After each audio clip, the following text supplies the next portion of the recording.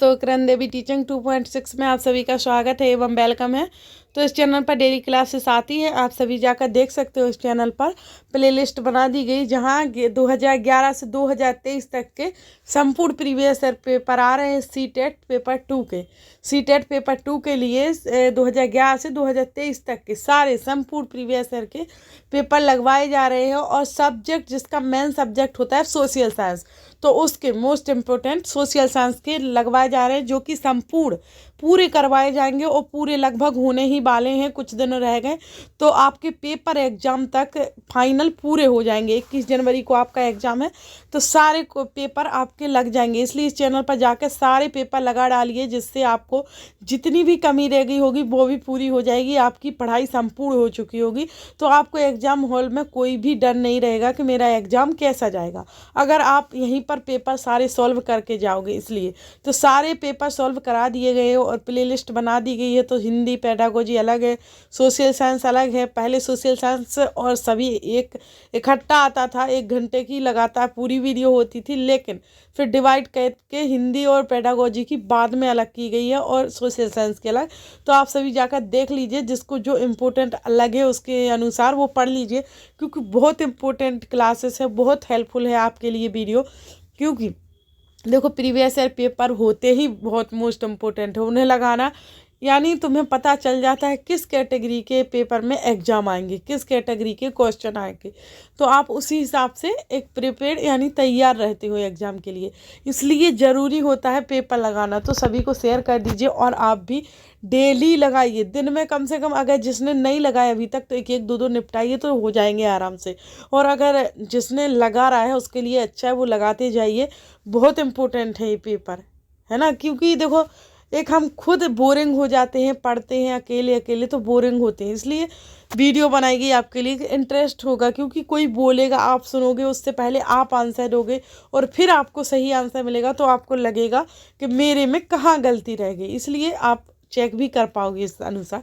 इसलिए आपके लिए क्लासेस डाली जा रही है। और जो नया आया है तो वो चैनल को लाइक, सब्सक्राइब और बेल आइकन को प्रेस कर लीजिए, जिससे आपके पास नोटिफिकेशन पहुंच सके और डेली आप टाइम बाय टाइम क्लासेस ले सको। चलो, आज की क्लास यहाँ से स्टार्ट करते हैं। और आप शेयर भी करते जाइए, लाइक भी कीजिए जो नहीं करता है। प्लीज़, एक लाइक से कुछ नहीं चला जाएगा। आपके लिए कंटेंट अच्छा है, बहुत महत्वपूर्ण है। रंगीन नहीं है पर महत्वपूर्ण बहुत है। क्योंकि रंगीन पर मत जाइए, महत्वपूर्ण पर जाइए। आपके लिए इम्पोर्टेंट चीज़ कितनी है वो देखिए, वो मत देखिए कि ये सुंदर कितना है, ये रंगीन कितना है, प्यारा कितना है।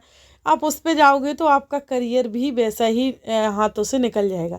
इसलिए आप कंटेंट पर जाइए, एक ही ये मेरे लिए बहुत इम्पोर्टेंट है, तो आप उस पर जाइए तो बहुत अच्छा होगा आपके लिए। चलो स्टार्ट करते हैं आज की क्लास हम। और तो रक्षक मेखलाएं मदद करती हैं। रक्षक मेखलाएं हैं, वो मदद किसके लिए करती हूँ और क्यों करती हूँ, देखते हैं। रक्षक मेखलाएं मदद करती हैं अवनलिकाओं को बनाने से रोकने और मृदा क्षय को बचाने में, पवन की गति की रोकथाम पर, मृदा आवरण के संरक्षण में, मृदा में नमी बनाए रखने में, मृदा के ऊपर से जल के प्रभाव को मंद करने में। तो देखो, रक्षक मेखलाएं होती ना, वो मदद करती हैं हमारी उसमें क्वेश्चन नंबर वाक्य नंबर 2 में कि पवन की गति की रोकथाम पर मृदा आवरण के संरक्षण में रक्षक मेखलाएं मदद करती हैं। तो हमारा राइट आंसर हो जाएगा कौन सा, दूसरा। और दोस्तों, डिटेल्स में नहीं जाएंगे क्योंकि क्वेश्चन अपने नहीं हो पाएंगे। और अब डिटेल्स का टाइम बचा भी नहीं है कि हम बेसिक पढ़ें, हम डिटेल्स अभी पढ़ें, क्योंकि अभी पेपर लगाने का टाइम है। हम कितने क्वेश्चन राइट कर पा रहे हो, कितने गलत कर पा रहे, है ना। तो उसका टाइम है अभी। तो आप क्वेश्चन लगाइए और सही गलत का आंसर देखते जाइए कि आप कितने नंबर ला पा रहे हैं एक्चुअली में, ये देखिए अभी। इसलिए डिटेल्स में तो नहीं जाएंगे। क्वेश्चन नंबर 2 डिटेल्स आपको थ्योरी पढ़ाते हैं, तो उस पर एक एग्जाम होने के बाद, अभी एग्जाम नज़दीक आ गया इसलिए क्वेश्चन आंसर कराया जा रहा है, फिर आपको थ्योरी दी जाएगी एनसीईआरटी की। तो रक्षक मेखलाएं, और इसकी डिस्क्रिप्शन में लिंक भी डाल दी जाती है, तो वह भी देख सकते हो। रक्षक मेखलाएं मदद करती हैं किसमें, तो क्वेश्चन नंबर 2 की पवन की गति की रोकथाम पर मृदा आवरण के संरक्षण में मदद करती हैं। ठीक है, फिर है क्वेश्चन नंबर 2। तो विज्ञापन की विषय वस्तु पर चर्चा करते समय, विज्ञापन की जो विषय वस्तु होती है उस पर चर्चा करते समय सामाजिक विज्ञान की अध्यापिका द्वारा निम्न में से कौन से उप विषय वस्तुओं पर आलोचनात्मक चर्चा कर सकते हैं?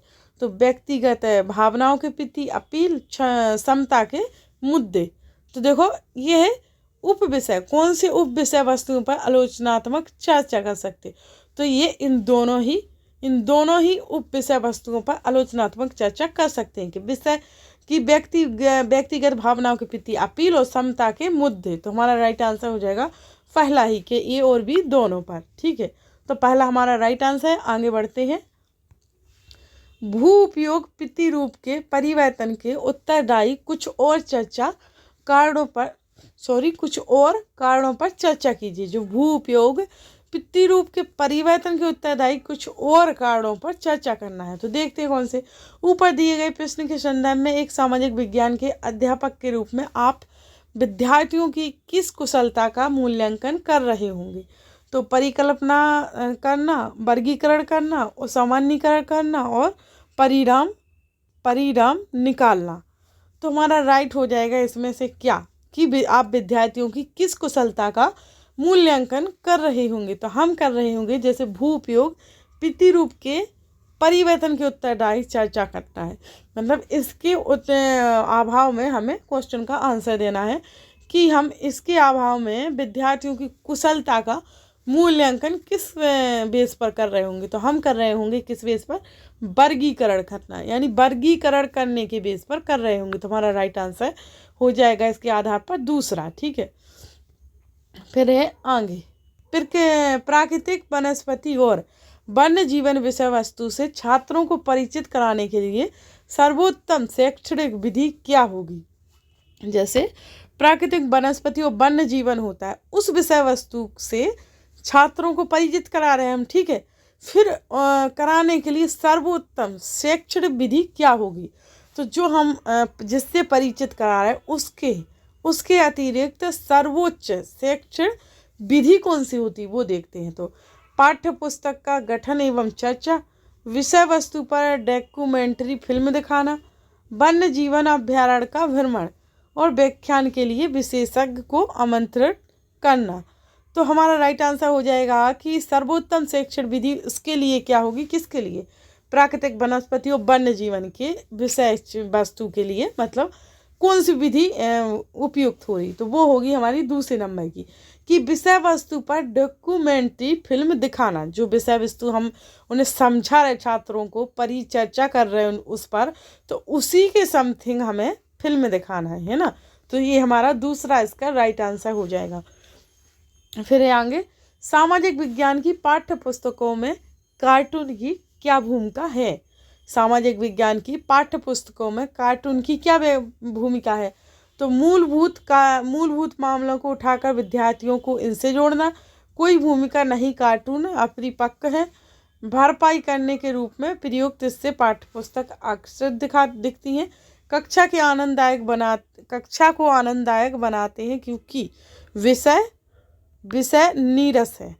तो हमारा राइट आंसर है इसमें कि जो सामाजिक विज्ञान की पाठ्य पुस्तकों में कार्टून की क्या भूमिका होती है। जैसे हमारी सामाजिक विज्ञान की एक पुस्तक है, उसमें जो कार्टून बने हैं, जैसे कि चित्रकला हुई है, तो उसकी भूमिका क्या है वो देखना है। तो उसकी भूमिका है आंसर नंबर पहला कि मूलभूत मामलों को उठाकर विद्यार्थियों को इनसे जोड़ना। देखो जैसे एक बात बता, हम क्लास में कुछ समझाते हैं, जैसे हम अपनी सामाजिक विज्ञान की बुक पढ़ाते हैं उनको, ठीक है, कुछ भी ले लो, जैसे कि कोई भी इतिहास ले लो, हम उसको समझा रहे, तो उसमें दिया रहता है किसका? अकबर का चैप्टर दिया रहता है। तो उस अकबर के चैप्टर में चित्र भी बने रहते हैं कि अकबर कैसे बैठे थे, कौन कौन से मित्र थे, किस किस से मिलते थे, दीन इलाही क्या था, मतलब उनकी जो भी विधियां हैं वो कौन क्या थी। तो हम उसको कैसे समझाते हैं? ऐसे समझाते हैं कि जैसे उनका एक सभा मंडल होता था, तो हम कैसे बोलते हैं, जैसे हमारी कहीं इकट्ठे बैठ के परिचर्चा करते हैं लोग, या विधानसभा या कहीं भी इकट्ठे बैठ के बात करते हैं, विधानसभा या सरपंच की पंचायत, वैसे ही उनका भी एक विधानसभा या मंडल जो भी समिति बैठती थी। तो इस प्रकार से हम उसका चित्त का बैडन जो चित्त दिखाते ना वो अपने से रिलेटेड दिखा देते कि जैसे ये काम कर रहा है तो हम इससे रिलेटेड क्या काम करते हैं, तो उसको देखकर वो समझ जाते हैं बच्चे कि क्या। इसीलिए मूलभूत मामलों को उठाकर, जैसे हमारे कोई भी मूलभूत भावनाओं को यानी मामलों, हमारे मूलभूत कोई भी मामलों को उठाकर विद्यार्थी को इनसे जोड़ देते हैं तो कार्टून की भूमिका उन्हें पता चल जाती है। तो इस प्रकार से हमारा राइट आंसर फर्स्ट हो जाएगा। इतना डिटेल्स में पढ़ेंगे तो टाइम ही चला जाएगा, तो कोई कोई हो जाता क्वेश्चन, सभी नहीं इतने पढ़ेंगे। रंग भेद की प्रथा पर दिए गए ए और बी कथनों पर विचार कीजिए। रंग भेद की प्रथा पर दिए गए ए और बी कथनों पर विचार करना है। तो यह प्रथा जातियों के बीच भेदभाव करती है परंतु सभी को मत देने की अनुमति प्रदान करती है। तो जैसे जो रूढ़िबद्धता के मामले में क्वेश्चन आ गया, क्योंकि ये क्वेश्चन हर एक आता ही है हर एक बार, तो हमें चर्चा किस पे करना, पहले तो एक देख लो। तो रंग भेद की प्रथा पर हमें चर्चा करना है, फिर देखते हैं हम रंग भेद के अनुसार क्वेश्चन का आंसर क्या बैठता है, वो क्वेश्चन क्या है। तो यह प्रथा जातियों के बीच भेदभाव करती है परंतु सभी को मत देने की अनुमति प्रदान करती है। ठीक है, यह प्रथा जातियों को एक दूसरे से मिलने से रोकती है परंतु सभी को समान रूप से सार्वजनिक सुविधाएं प्रदान करती है। तो राइट हमारा ये दोनों ही गलत हैं कि वो बोल रहे भेदभाव पैदा करती परंतु सभी को मत देने की अनुमति प्रदान करती है। नहीं, रंग भेद में ऐसा नहीं होता, रंग भेदभाव में तो वो अलग ही हो जाता, क्वेश्चन नेगेटिवली आ जाता है। यहाँ तो सत्य दिखा रहा है तो ये गलत है हमारा। फिर है ये जाति प्रथा जातियों को एक दूसरे से मिलने से रोकती है और परंतु सभी को समान रूप से सार्वजनिक सुविधाएं प्रदान करती। नहीं, समान रूप से तो नहीं है रंग भेदभाव। हम जैसे आज ही क्लास में अपनी क्लासरूम या कहीं भी जाए तो बच्चे एक काली है, एक गोरी है, ये छोटी है, ठिनगी है, बड़ी है, क्यों कर रही है, ये काम नहीं कर सकती है, ये महिला गाड़ी नहीं चला सकती है, ये महिला ये काम नहीं कर सकती, आज भी दिखाया जा रहा है। तो इसके अनुसार ये दोनों गलत है, क्योंकि यहाँ सत्यता दिखाई जा रही पर रंग भेदभाव में तो नेगेटिवता रहती है। तो हमारा आंसर हो जाएगा पहला ही कि ए और बी दोनों गलत है। राइट, हमारा पहला ही इसका राइट आंसर हो जाएगा। ठीक है, फिर निम्नलिखित में से कौन सा ग्राम पंचायत में चुनकर आते हैं और कार्य संभालते हैं। निम्नलिखित में से कौन ग्राम पंचायत में चुनकर आते हैं और कार्य संभालते हैं। सो जैसे कि हमारी ग्राम पंचायत है, ठीक है, उनमें कौन चुनकर आते हैं जो हमारा जैसे कार्य संभालते हैं। तो सरपंच, ठीक है, वार्ड के सदस्य, सचिव, ग्राम सभा सदस्य। तो हमारा राइट हो जाएगा कि जो ग्राम पंचायत में चुन कर आते हैं वो होते हैं हमारे सरपंच और वार्ड के सदस्य। ठीक है, आप सभी को पता होगा जो गांव से बिलोंग करते हैं बच्चे, जो गांव से बिलोंग करते हैं उन सभी को पता होगा कि ग्राम पंचायत में वही चुनते हैं। जैसे एक साथ चुनाव होता है सरपंच और वार्ड के सदस्य का, इन दोनों का चुनाव होता है, दोनों ही चुनकर आते हैं और कार्य संभालते हैं ग्राम का, है ना, ग्राम पंचायत यानी हमारे गांव का। तो हमारा गांव के बच्चों को तो पढ़ने से ही समझ आ गया होगा कि आंसर क्या है। तो हमारा आंसर ए और बी है, ना कि सचिव ना ग्राम सभा सदस्य। तो हमारा ए बी आंसर है, तो दूसरा हमारा राइट आंसर है। फिर है, सॉरी दोस्तों, बाहर की आवाज़ पर ध्यान मत दो, थोड़ी बाहर से आवाज़ आ रही है क्योंकि सब्जी वाले लोग सब्जी बेच रहे हैं तो आवाज़ आ रही है उससे। फिर है, निम्नलिखित कार्यों में से पटवारी लेखपाल का उत्तरदायित्व कौन सा है। निम्नलिखित कार्यों में से पटवारी लेखपाल का उत्तरदायित्व कौन सा है। जैसे कि हमारा पटवारी या उसी को लेखपाल बोलते हैं, ठीक है, कहीं पर लेखपाल बोलते कहीं पर पटवारी बोलते, तो उसका उत्तरदायित्व कौन सा होता है। तो भूमि मापन और ये भी आप क्वेश्चन आंसर दे चुके होंगे मुझे पता है। भूमि मापन और आलेखों को सुरक्षित करना, और जो नहीं दे पाए उनको बता देते हैं। सामूहिक संपत्ति का निर्माण और रखरखाव, भूमि विकास के लिए रोजगार और योजनाओं को लागू करना, शिकायतों की जांच पड़ताल के द्वारा भूमि संबंधी विवादों को रोकना। तो आप सभी समझ गए होंगे कि ना रखरखाव करना संपत्ति का, और ना रोजगार देना, और ना जांच पड़ताल करना। तो राइट है हमारा कौन सा, फर्स्ट, कि पटवारी का काम ही होता है भूमि मापन करना और आलेखों को सुरक्षित रखना। राइट, तो सबको ये पता है, जो गांव से संबंधित हैं उन्हें तो अच्छे से पता होगा। तो पहला है हमारा इसका राइट आंसर। ठीक है, फिर है, निम्नलिखित कथनों में कौन सा कथन स्थानीय शहरी प्रशासन के कार्य के संदर्भ में सही है। तो देखते हैं कौन सा कथन ऐसा है जो स्थानीय शहरी प्रशासन के कार्य के संदर्भ में सही है। तो वार्ड परिषदों का सरपंच मुखिया होता है और नगर निगम का आयुक्त वर्ष का बजट बनाता है और निर्णय लेता है। वार्ड के पार्षदों द्वारा आयुक्त चुना जाता है और सभी उसे रिपोर्ट करते हैं। फिर है शासन के मामलों के हल के लिए वार्ड पार्षदों की समितियां बनती हैं। तो हमारा राइट आंसर है कौन सा? फोर्थ राइट है कि जो स्थानीय शहरी प्रशासन के लिए कार्य सही से करता है या है उसके लिए, ठीक है। तो वो है हमारा शासन के मामलों के हल के लिए वार्ड परिषदों को समितियां बनाती हैं। राइट, हमारा वार्ड परिषद यानी फोर्थ हमारा इसका राइट आंसर है। फिर है हमारा ए और बी सूची पर विचार करना है, फिर आंसर देना है। सूची ए में विभिन्न प्रकार के ग्रामीण रोजगार हैं, सूची बी में विभिन्न प्रकार के ऋण हैं। तो देखते हैं आप, तो हमारा इसके अनुसार सूची ए और सूची बी कृषि श्रमिक, तो हमारा राइट आंसर हो जाएगा कृषि श्रमिक का, इसका राइट हो जाएगा, इसका राइट हो जाएगा हमारा कौन सा? कृषि श्रमिक का कृषि संसाधन संयंत्र के लिए सरकारी ऋण, बड़ा किसान और माध्यम किसान। तो हमारा पहले का पहले ही से होगा। कृषि श्रमिक स्वास्थ्य और बेमौसम उपभोग, और दूसरा बड़ा किसान, तो इसका हो जाएगा हमारा बड़ा किसान कृषि संसाधन और संयंत्र के लिए सरकारी ऋण, और माध्यम किसान हो जाएगा उर्वरक और कीटनाशी बीज। तो हमारा राइट आंसर इस प्रकार से। अब आंसर सूची ए की मंदों का सूची बी की मंदों से मिलान ऋणों के सर्वोच्च कार्य के आधार पर। तो राइट हमारा सही आंसर है कि पहले का था पहले से और दूसरे का था तीसरे से और तीसरे का था दूसरे से, तो यानी 132। राइट हमारा आंसर 132 राइट है, फोर्थ आंसर, ठीक है। आगे बढ़ते हैं। दादन व्यवस्था पुटिंग आउट सिस्टम के अंतर्गत बुनकर और सौदागर के बीच निम्नलिखित में से व्यापार का कौन सा रूप है? तो देखते हैं, दादन व्यवस्था के अंतर्गत बुनकर और सौदागर के बीच निम्नलिखित व्यापार का कौन सा रूप है? तो देखते हैं, बुनकर सूत खुले बाजार से खरीदते हैं और कपड़ा कम कीमत पर सौदागर को बेचते हैं। सौदागर से न्यूनतम बोली पर सूत खरीदा जाता है और कपड़ा ऊंची बोली पर बेचा जाता है। सौदागर द्वारा सूत बुनकर को बेचा जाता है और बुनकर अपनी खपत के लिए कपड़ा बनाते हैं। फिर सौदागर द्वारा सूत की आपूर्ति बुनकर के लिए की जाती है और तैयार कपड़ा बुनकर से कम कीमत पर वापस खरीदा जाता है।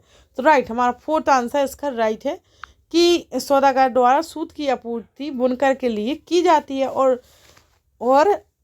तैयार कपड़ा बुनकर से कम कीमत पर वापस खरीदा जाता है। तो हमारा राइट आंसर फोर्थ। फिर आगे बढ़ते हैं। ए से ई तक के कथनों पर विचार कीजिए और जिसमें टमाटर का केचप उपभोक्ता तक पहुंचाती बाजार की श्रृंखला को आगे पीछे करके लिखा गया है, ठीक है। देखते हैं, तो सोना पड़ोसी दुकान से टमाटर का केचप ऑर्डर करता है। किसान टमाटर का बीज स्थानीय व्यापारी से खरीदता है। थोक विक्रेता व्यापारी सब्जी मंडी में टमाटरों के लिए बोली लगाता है। एक छोटे शहर की खाद्य संस्करण आधारित इकाई टमाटर को खरीदती है। फिर विपणन करने वाली कंपनी भंडारों को केचप की आपूर्ति करती है। तो देखो, पहले तो किसान टमाटर का बीज स्थानीय व्यापारी से बीज खरीदेगा जब तक आगे बढ़ेंगी चीज़ें, बोएगा तभी तो होगा कुछ। तो पहले तो बीज खरीदेगा, फिर थोक विक्रेता व्यापारी सब्जी मंडी में टमाटरों के लिए बोली लगाता है। पहले बीज खरीदता है, बीज बोता होता उगता होगा, फिर वो व्यापार के लिए बोली लगाता होगा। फिर एक छोटे शहर की खाद्य संस्करण आधारित इकाई पर टमाटर को खरीदती होगी, कोई संस्करण खरीदता होगा, पहले उसने बीज बोया उगाया फिर बोली लगाई, ठीक है। फिर उसकी टमाटर खरीदी हुई, मतलब किसी ने खरीदी। फिर विपणन करने वाली कंपनी भंडारों को केचप की आपूर्ति करती है, ठीक है। फिर उसके बाद आएगा ये कि सोना पड़ोसी दुकान से टमाटर का केचप ऑर्डर करता है। तो इस प्रकार से देखते हैं अब आंसर क्या बोलते हैं। सही विकल्प का चयन कीजिए जो बाजार की श्रृंखला का सही क्रम में प्रतिनिधित्व करता है। तो हमारा राइट है दूसरा। सही बताया ना कि BCDE ये लास्ट में आता है, तो राइट हमारा इस प्रकार से दूसरा इसका राइट आंसर है। फिर है कोई व्यक्ति जिला जज के न्यायालय द्वारा दिए गए फैसले से असंतुष्ट हुआ है तो अपील प्रणाली के अनुसार वह निम्नलिखित न्यायालयों में से किस में अपील कर सकता है। जैसे कोई व्यक्ति है, जिला जज के न्यायालय द्वारा दिए गए फैसले से असंतुष्ट हुआ है तो वो अपील प्रणाली के अनुसार वह निम्नलिखित न्यायालय में से किससे अपील कर सकता है। तो जांच न्यायालय, सत्र न्यायालय, उच्चतम न्यायालय और उच्च न्यायालय। तो वो अपील कर सकता है किससे? उच्च न्यायालय से कर सकता है। अगर फैसले से असंतुष्ट है तो वो उच्च न्यायालय से अपील कर सकता है। तो राइट आंसर है हमारा फोर्थ। फिर है भारतीय संसद पर दिए गए ए और बी कथनों पर विचार कीजिए। कोई भी राजनीतिक दल जिसके पास लोकसभा में कितने भी संसदीय सदस्य हों वह सरकार बना सकती है। लोकसभा, राज्यसभा और राष्ट्रपति संसद के अंग हैं। तो देखो भारतीय संसद पर दिए गए ये भी कथनों पर विचार करना है। तो देखो पहला नहीं हमारा, दूसरा राइट है, क्योंकि लोकसभा, राज्यसभा और राष्ट्रपति संसद के अंग, तीनों ही अंग होते हैं। तो राइट है हमारा कौन सा? तीसरा, केवल बी सही है। तीसरा हमारा इसका राइट आंसर है। फिर है नीचे दिए गए कथन पर विचार कीजिए। नीचे दिए गए कथन पर विचार करेंगे फिर आंसर है। संता के दुरुपयोग की रोकथाम के लिए संता के दुरुपयोग की रोकथाम के लिए भारतीय राज्य कई नियंत्रण और संतुलन रखता है। ऊपर दिए गए कथन में भारतीय राज्य के अर्थ को प्रदर्शित करने वाले सही विकल्प का चयन करना है। तो देखते हैं। तो भारतीय राजनीतिक व्यवस्था, भारतीय केंद्रीय सरकार, भारतीय अधिकारी तंत्र। तो नीचे जाने की जो होती है, आंसर मिल गया भारतीय राजनीतिक व्यवस्था इसका सही विकल्प है। तो राइट आंसर है हमारा पहला। फिर आगे बढ़ते हैं। इतिहास का अध्यापन निम्नलिखित में से किस पर केंद्रीभूत होना चाहिए। इतिहास का अध्यापन, जो इतिहास है उसका अध्यापन निम्नलिखित में से किस पर केंद्रीभूत होना चाहिए। तो राइट आंसर है हमारा बहु प्रदर्शनों की संकल्पना और ऐतिहासिक विविधता के भाव का निर्माण, विद्यार्थियों को ऐतिहासिक परिप्रेक्ष्य में रहने की संकल्पना के लिए प्रोत्साहन करना और अनुभवों के साथ जोड़ना। तो राइट आंसर हो जाएगा हमारा इनमें से ए और बी दोनों सही है। तो राइट आंसर है हमारा फोर्थ कि ए और बी दोनों सही है। तो डिटेल्स में ही जाएंगे, जल्दी क्वेश्चन कर लेंगे, क्योंकि क्वेश्चन कितने भी करो डिटेल्स में तो थ्योरी पढ़नी होती है। क्वेश्चन के टाइम पे हम डिटेल्स में बीत गए तो हम जल्दी जैसे कि हम बैठते हैं कोई पेपर लेके और हम 1 घंटे में भी नहीं कर पाते। क्यों नहीं कर पाते? क्योंकि हम डिटेल्स में घुसे रहते हैं। तो हम कंप्लीट दिन भर में 2 दिन फिर बोरिंग होने लगता है, हम करते नहीं हैं। इसलिए थोड़ा जल्दी करना चाहिए क्वेश्चन आंसर, थ्योरी पढ़ते रहो आराम से, है ना। तो इसका निम्नलिखित कथनों में से 2 कथन गलत हैं और इन्हें पहचानें। इन कथनों में से 2 कथन गलत हैं, उनको पहचानना है हमें। तो वैज्ञानिक जांच के प्राकृतिक और भौतिक आधार को सामाजिक विज्ञान में भी प्रयुक्त किया जा सकता है। सामाजिक विज्ञान के अध्यापन में केवल मूल्य आधारित शिक्षा का उत्तरदायित्व है और सामाजिक विज्ञान के विभिन्न विषयों को पढ़ाने के तरीके समान हैं। सामाजिक विज्ञान का अध्यापन सूचना देने की अपेक्षित जटिलताओं से जूझना है। तो हमारे राइट यानी जो गलत है उनको चूज करना है। तो बी एंड सी, बी में केवल आ गया तो समझो गलत ही है। केवल इसका केवल नहीं चलता है और विभिन्न विषयों को पढ़ाने के तरीके समान नहीं हो सकते समान। तो हमारा बी सी गलत है। तो राइट हमारे बी सी ही हो जाएंगे। जो गलत है वही तो सही होगा ना, बी सी। ठीक है। फिर हमारा आगे क्वेश्चन देखते हैं। एक सामाजिक विज्ञान अध्यापिका का निम्न में से कौन सा लक्ष्य होना चाहिए। एक सामाजिक विज्ञान अध्यापका का निम्न में से कौन सा लक्ष्य होना चाहिए। तो देखते हैं कौन सा लक्ष्य होना चाहिए। तो परीक्षा उत्तीर्ण कराना, कंटेस्ट कराना, सापेक्ष महत्व का निर्माण कराना, पाठ्यचर्या को पूरा कराना। तो देखो जो अध्यापिका या अध्यापक हैं उनको ना परीक्षा उत्तीर्ण कराना चाहिए, ना कंठस्थ कराना चाहिए, नेगेटिव टैग बैड है। और जो कि मैं नेगेटिव टैग बैड की क्लास ले चुकी हूँ, तो आप सभी वहाँ जाकर देख सकते हो, पेडागोजी की जो क्लासेस डली हैं उनके बीच है, तो देख सकते हो, उससे बहुत हेल्पफुल क्लासेस हो जाएगी सभी। अगर वो एक क्लास देख लोगे उसकी वजह से सभी क्लास आप निकाल सकते हो आराम से, क्योंकि वो नेगेटिव पॉजिटिव टैग वर्ड है, तो आप समझ जाओगे कि हमें पॉजिटिव ढूंढना है, तो नेगेटिव क्वेश्चन को हटाते जाओ और पॉजिटिव ढूंढते जाओ। तो इस प्रकार से ये नेगेटिव है, ये भी नेगेटिव है, और पाठ्यचर्या को पूरा करना नेगेटिव है, सापेक्ष महत्व का निर्माण करना, तो ये राइट है। क्यों बताऊं? क्योंकि देखो, ना हमें कंटेस्ट करने की जरूरत, ना उत्तीर्ण करना, ना पूरा करना, हमें ज्ञान लेना है। हम ज्ञान, जैसे हम स्कूल में जाते हैं तो ज्ञान को बढ़ाने जाते हैं, अपना नॉलेज बढ़ाने जाते हैं, ना कि हम वहाँ रटने जाते। रट तो घर भी सकते हैं, परीक्षा उत्तीर्ण तो हम रट रट के भी कर लेंगे, तो गलत हो जाती बात। तो राइट आंसर है हमारा कौन सा इसका? तीसरा। फिर है, सामाजिक और राजनीतिक जीवन की पाठ्य पुस्तकों को विकसित करते समय निम्नलिखित उपागमों में से किसे उपयुक्त समझा गया है? तो देखते हैं, जो कि सामाजिक और राजनीतिक जीवन की पाठ्य पुस्तक में विकसित करते समय किसे उपागम को समझा गया है? तो प्रत्यक्ष उदाहरणों तथा अनुभवों से सीखना, प्रत्यक्ष उदाहरण एवं अनुभवों से सीखना, तथ्यों और आंकड़ों को स्मरण करना, स्मरण आधारित सीखना। तो राइट है हमारा पहला, कि प्रत्यक्ष उदाहरणों और अनुभवों से सीखना। तो राइट आंसर हो जाएगा हमारा कौन सा? दूसरा, केवल एक। ठीक है, आगे बढ़ते हैं। निम्नलिखित कथनों में से कौन सा सामाजिक विज्ञान के बारे में सही है?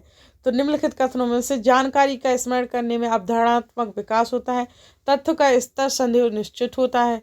तो देखो, ए और बी दोनों ही गलत है, दोनों ही सही नहीं है सामाजिक विज्ञान के बारे में, कि ये अवधारणा विकास होता है, जान तथ्य का स्तर संदेह निश्चित होता है। तो राइट आंसर हो जाएगा हमारा पहला, कि ए और बी दोनों ही नहीं है। फिर है वन्य जीव। वन्य जीव संरक्षण के लिए विद्यार्थियों को संवेदनशील बनाने के लिए सर्वोत्तम अभ्यास कौन सा है?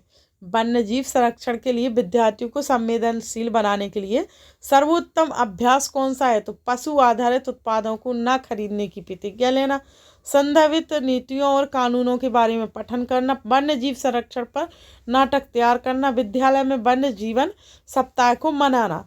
तो वन्य जीव संरक्षण के लिए विद्यार्थियों को संवेदनशील बनाने के लिए सर्वोत्तम अभ्यास कौन सा है? पहला, पशु आधारित उत्पादों को ना खरीदने की प्रतिज्ञा लेना। राइट, पशु आधारित उत्पाद होते जो, उनको ना खरीदने की प्रतिज्ञा लेना, ये राइट है।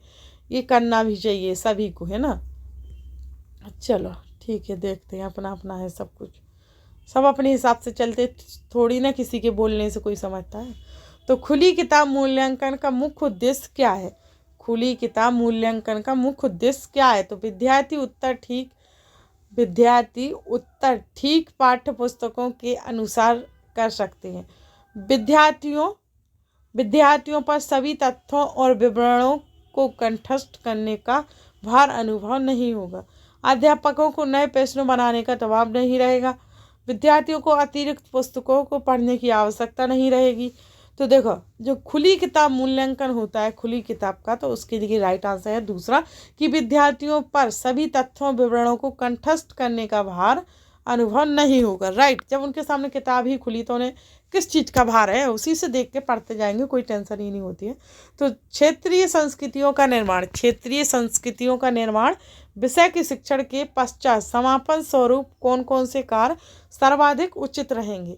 क्षेत्रीय संस्कृतियों का निर्माण विषय के शिक्षण के पश्चात समय समापन स्वरूप कौन कौन से कार्य सर्वाधिक उचित रहेंगे? तो छोटे समूह की परियोजना, विशेषज्ञ द्वारा नृत्य प्रस्तुति, फिर है हमारा प्रश्नोत्तरी प्रतियोगिताएं, फिर है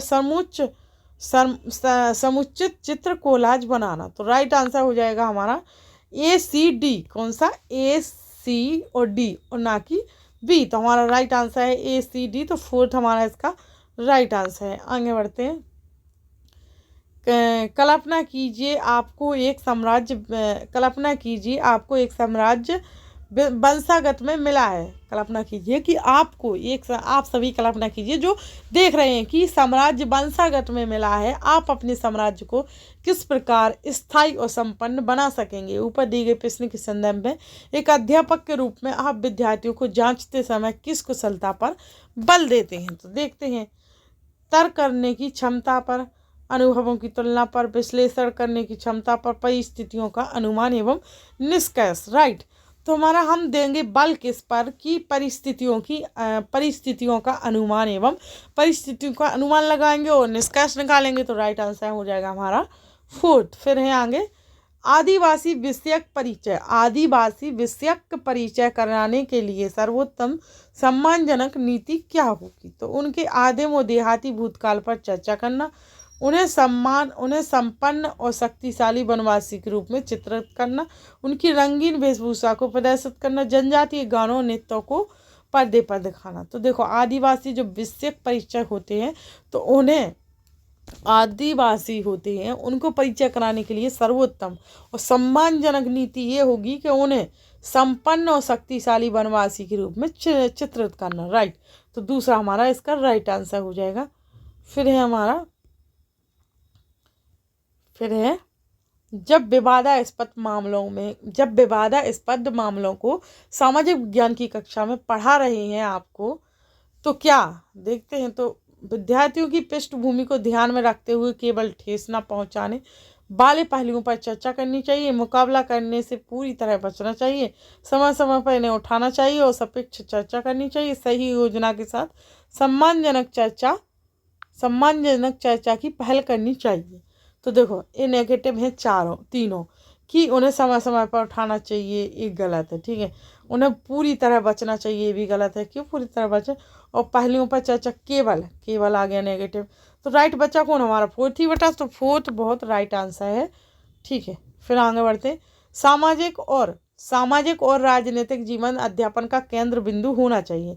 सामाजिक और राजनीतिक जीवन अध्यापन का केंद्र बिंदु क्या होना चाहिए? तो राजनीतिक संस्थानों का अध्ययन, मूलभूत सिद्धांतों का अध्ययन। तो राइट है हमारा ए और बी दोनों हमारा केंद्र बिंदु होना चाहिए। तो राइट 4th आंसर हमारा राइट माना जाएगा। फिर है आगे विद्यार्थियों के साथ एक छोटे समूह में योजना बनाते समय निम्न में से किस पर अधिक बल होना चाहिए? विद्यार्थियों के साथ जो छोटे समूह में हम योजना बताते हैं उसमें से विशेष अधिक बल किस पे देना चाहिए? तो एक चुनौतीपूर्ण कार्य की रचना, विद्यार्थियों को साथ काम करना सीखना, समूहों का विचारपूर्वक चयन करना और कार्य की पूर्ति करना। तो राइट हमारा डी छोड़कर कार्य की पूर्ति करना गलत हो जाएगा। हमारा चुनौतीपूर्ण कार्य की रचना करना, विद्यार्थियों के साथ सीखना और विचारपूर्वक चयन करना, समूह में है इसलिए। तो हमारा राइट आंसर हो जाएगा ए बी सी डी छोड़कर। ठीक है, फिर है सामाजिक विज्ञान के अध्ययन के संदर्भ में निम्नलिखित में से कौन से कथन सही हैं? तो देखते हैं सामाजिक विज्ञान के संदर्भ में कौन से कथन सही है। तो समस्याओं के क्रमबद्ध विश्लेषण में मदद करता है, विद्यार्थी के बड़े होंगे और अपने आप जानकारी ढूंढ लेंगे। फिर है समझने की अपेक्षा विषय की विस्तृत जानकारी पर बल देना, दी गई जानकारी के साथ संवेदनशीलता और जिज्ञासा पैदा करना। तो देखो हमारा इस प्रकार से राइट कथन सही ढूंढना है। सामाजिक के अनुसार सही है हमारा कौन सा? कि देखो सही है हमारा ए और डी, क्योंकि क्रमबद्ध विश्लेषण में मदद करता है और जानकारी के साथ संवेदनशीलता भी बनाता है। ना कि ये बड़े होंगे फिर वो जानकारी ढूंढेंगे, और ना कि ये कि वो बहुत सारी विशिष्ट जानकारी पर ही अपेक्षा आ गया, तो वैसे भी गलत हो गया। और तो हमारे ये दोनों गलत हैं। तो ए डी हमारा राइट आंसर है इसका। तो हमारा आंसर हो जाएगा तीसरा सही। फिर है निम्नलिखित में से किसके लेखन को प्राथमिक स्रोत के रूप में माना नहीं जा सकता है? निम्नलिखित में से किसके लेखन को जो प्राथमिक स्रोत के रूप में नहीं माना जा सकता? तो जियाउद्दीन बर्नी, मुजफ्फर आलम, अब्दुल फजल, रस सुंदरी देवी।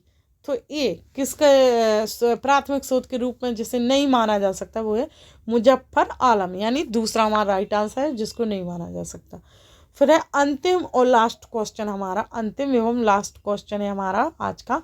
तो यदि आपको प्राचीन भारतीय इतिहास पढ़ाना प्रारंभ करना है तो निम्नलिखित स्रोतों में से किस स्रोत को प्रयुक्त करना गलत होगा? तो देखते हैं हस्तलिपियाँ, गुफा चित्रकारी, लघु चित्रकारी, शिलालेख। तो देखो हम अगर प्राचीन भारतीय इतिहास को पढ़ाना प्रारंभ कर रहे हैं तो ऐसा कौन सा स्रोत है, स्रोतों में से किस स्रोत को प्रयुक्त करना गलत होगा? तो देखो हस्तलिपियाँ को नहीं होगा, गुफा चित्रकारी को नहीं सिला, तो लघु चित्रकारी को स्रोत के प्रयुक्त करना स्रोत के रूप में तो गलत होगा। तो राइट आंसर है हमारा इसका तीसरा। तो आज की क्लासेस यही होती है समाप्त, और इस प्रकार से डेली क्लासेस आती हैं। तो दोस्तों जिसने मैं बीच में कभी नहीं बोलती हूँ, कभी ही बोला होगा, वरना इतनी ज़्यादा नहीं बोलती हूँ, तो आप सभी लाइक ज़रूर करते जाइए, लाइक सब्सक्राइब और शेयर ज़रूर करिए, क्योंकि सभी को इसका लाभ फ़ायदा उठाए, सभी पेपर कर पाएँ, कम समय बचा है तो सभी पेपर लगा पाएँ। तो सभी को शेयर कीजिए एवं सब्सक्राइब कर लीजिए। तो थैंक यू। आज की क्लासेस है और पूरी वीडियो ज़रूर देखिए प्लीज़, क्योंकि पूरी देखोगे जब ही आपको समझ आएगा, ना कि एक दो क्वेश्चन में। तो thanks to for watching video.